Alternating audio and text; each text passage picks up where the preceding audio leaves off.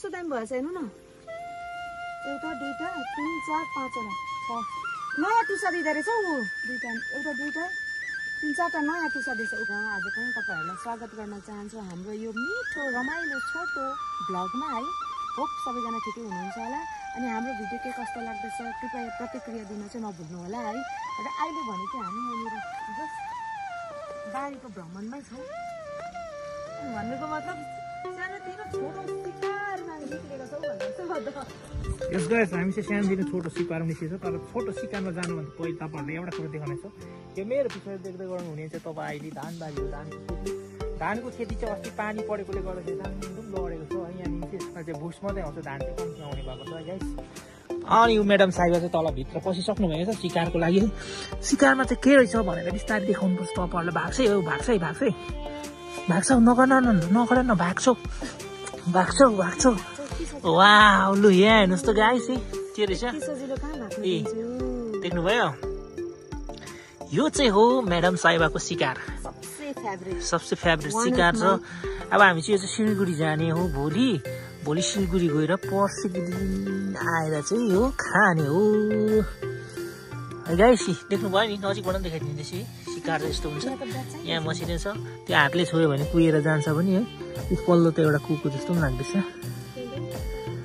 त्यो छुनु चाहिँ हुँदैन कि गाइस छोयो भने चाहिँ हातले छुयो भने चाहिँ बिग्रिहाल्छ गाइस देख्नुभयो तपाईहरुले यसमा गाईको मलहरु लाउनु हुँदैन यसमा चाहिँ जंगली मल नै हुन्छ र यो जंगली मल नै हुन्छ है गाइस यसमा चाहिँ गाईको मल लगायो भने चाहिँ कुहिएर जान्छ आज टुसाहरु आउँदैछ अरे भन्दैछ म्याडमले है यो चाहिँ इस्कुसको बोट हो इस्कुसमा चाहिँ चाहिँ फल चाहिँ छैन बोट मात्रै छ है गाइस यस्तो नाकीमा चाहिँ आज यति धेरै ल्याएर रोप्ने इच्छा छ मेरो के चाहे नाकीमा होस् चाहे यस्तो होस् यति धेरै होस् यति धेरै फल होस् कि म जस्तै अझै धेरै मन पराउनु हुनेहरूलाई मैले दिन सकिन क्या खुवाउन सकिन यस बस यस एक्ज्याक्टली किनकि के हुन्छ कतिजनालाई मलाई जस्तो हुन्छ नि त नेचरलाई मन पराउने प्लस यस्तो अर्ग्यानिक कुरोहरूलाई यस्तो कुरो मन पराउने हुन्छ नि त म यो मनभित्रको फिलिङ्स मुखले बताउन पनि सक्दिनँ त्यति साह्रो सेन्टी चाहिँ हुनु परेन होला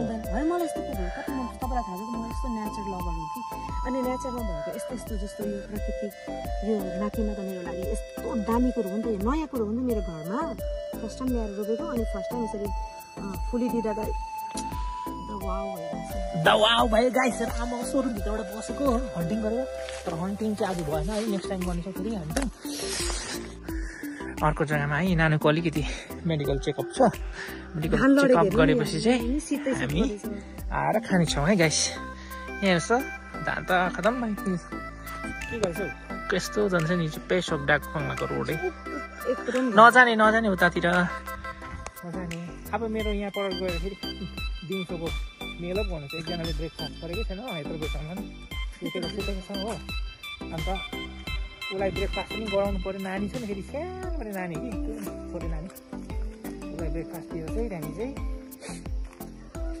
1 बजीदेखि उता फेरि हाम्रो लन्चको कुरा छ मेवाको बच्चाले पनि हेर्नु नि कस्तो कोपिला दिएको चिचिला कोपिला अरे चिचिला मेवा फलेछ ओ यहाँ पर देख्दैछ के त खतरनाक छ यो चाहिँ डेन्जरस छ डेन्जरस किङ कोब्रा दिवालीमा सयपत्री नफुल्छ यति बेला फुल्छ खोइ आम्मा देख्नु है गाइस एकछिनबाट देखाउँछ ल यहाँ चाहिँ देख्नु हुँदैछ यो चाहिँ जिन्जर भन्छ है अङ्ग्रेजीमा नेपालीमा भने चाहिँ गार्लिक अदुवा नेपालीको चाहिँ गार्लिक पो हुनेछ हेरस् घरको मान्छेले टिप्नु नभ्याएको भन्नु कि यस्तो चाहिँ दामी है त कुन आटेछ है लु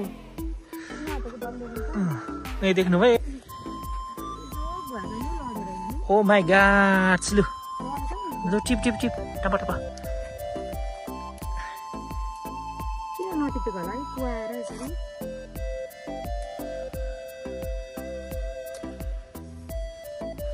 के भन्छ होला है मान्छेले बिहान डल्ले खोर्छन् टिपेर भिडियोमा पनि सरोजी इट्स सो ब्युटिफुल भन्छ झन्नै 2 जना गयो नि हौ थट भिडियोको चक्करमा झन्नै लडी गयो नि गाइस बेसी एक्साइटेड हुनु पनि साह्रो छ होइन प्रशस्त भएरै नटिपेको छ यो त कम्ती भएर नटिपेको होला भनेर सोचेको थिएँ सस्तो भएर नपुगेको छ। यहाँ हेर्नुहोस्, यो चिन्नु भयो नि, चाहिँ ड्रम स्टिक है। अब फुल्ने समय हुँदैछ, यो फुल पनि देखाउनेछ तपाईँलाई। अफकोर्स स्याटिस हुन्छ। यो के हो? फुलकोपी रहेछ त है? फुलकोपी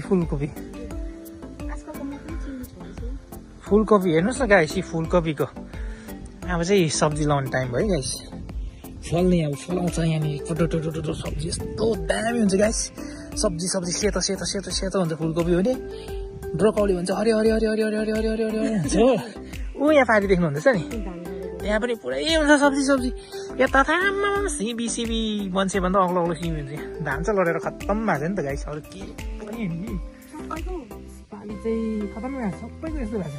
यसमा चाहिँ धान चाहिँ फल्दैन, भुस चाहिँ फल्छ अरे भन्दैछ। यो चाहिँ नेचरले भनेको, मैले भनेको होइन गाइस। अस्तिको पानीले खत्तम गर्यो नि। यहाँ हेर्नुहोस् त है, आम्मामा सब्जी। ल गाइस 7 मिनट पनि भइसक्यो भिडियो। यहाँ मुनितिर पनि देख्नुहुँदैछ, यो सबै धान लडेको है गाइस। यहाँ हेर्नुहोस्, यहाँबाट देख्नुभयो? म्याडमको एक्सन मात्रै हेर्नुहोस्। ल अन्तिममा के भन्न चाहन्छ? आजको भिडियो एकदमै लामो हुँदैछ। लामो भयो? बेसी लामो नहोस् ताकि तपाईँहरूलाई बोरिङ है हुनसक्छ। सुन्ने कारणले गर्दा हामीले भिडियो नै बन्द गर्न चाहन्छौँ। हरेक टाइम हामी यस्तो सर्ट भिडियो हजुरको अगाडि ल्याउने प्रयासमा छौँ है। सो हाम्रो भिडियोलाई माया चाहिँ दिन नभुल्नुहोला। लाइक, कमेन्ट, सेयर, सब्सक्राइब जे पनि हुन्छ सो गरेर सपोर्ट गरिदिनु होला है। ओके, यति पनि हाम्रो भिडियोलाई अन्त गर्न चाहन्छु।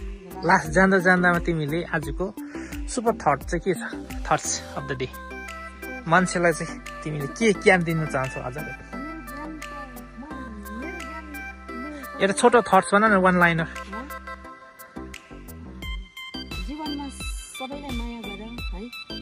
माया गरेर माया पाउँछु भनेर आश नगर, बस माया गर।